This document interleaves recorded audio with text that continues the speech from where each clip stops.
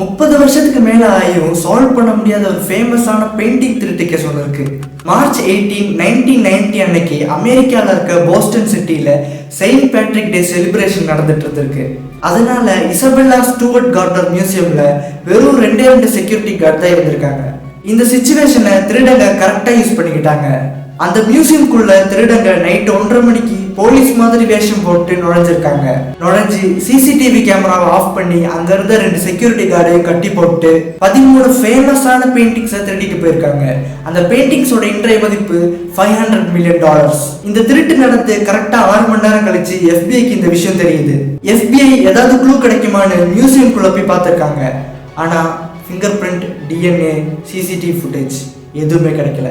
FBI வேற வழியே இல்லாம அந்த பெயிண்டிங்ஸை திருடிட்டு போனவங்களை பத்தி இன்ஃபர்மேஷன் கொண்டு வரவங்களுக்கு $10 மில்லியன் ரிவார்ட்னு அறிவிக்கிறாங்க.